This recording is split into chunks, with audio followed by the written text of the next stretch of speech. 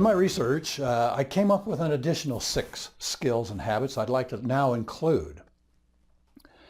Plus, I'm going to throw in another bonus skill. The next one is, don't interrupt. Have you ever been in the middle of a conversation only to be constantly interrupted? It's annoying, isn't it?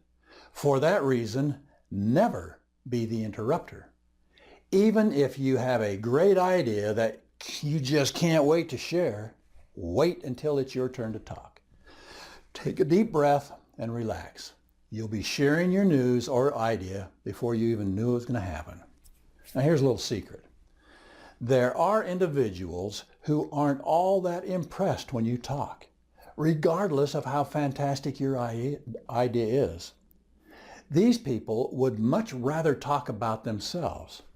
So, when you let them do the talking first, it's a good way to get them to love you. After that, they may be all the more receptive to what you have to say.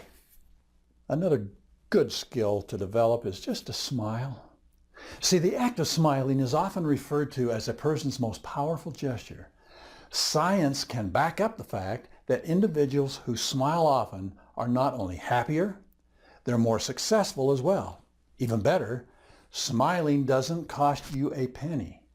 It's free to smile and watch the world, or at least the people you work with, smile right back at you. Sometimes they'll think you're, what's going on in your mind, but they eventually will come around and they'll smile also.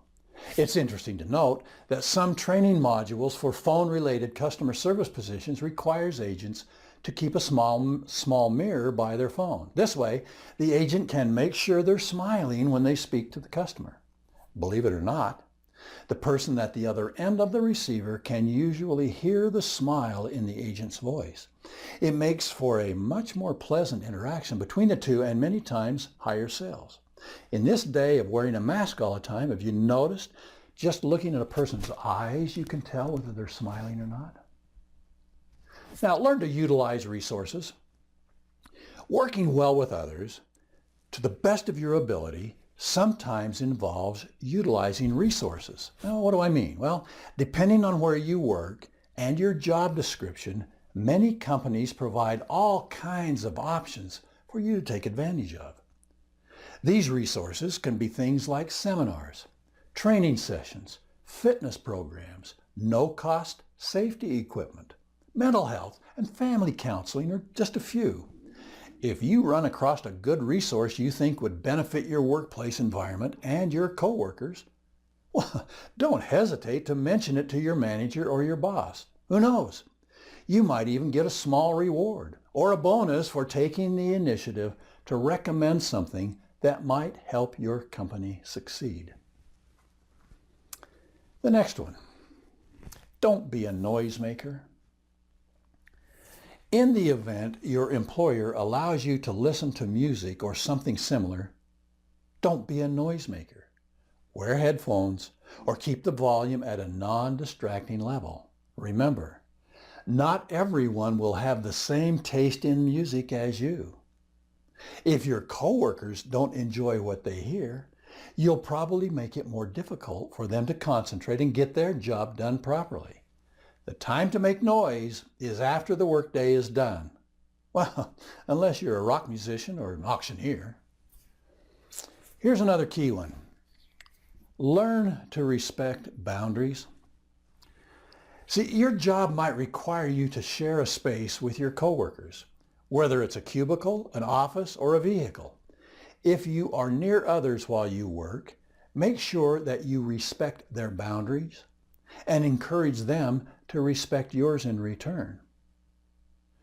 Try not to have phone calls about non-work related matters if your cubicle mate is quietly focused on a project. Also, try not to divulge too much about your personal life, because this may be too much information for some people. These boundaries, of course, will differ from person to person. So if you aren't sure if your behavior is going to annoy your coworker, it may be best to ask first. This one isn't so obvious, but it's important, and that is just learn to let go.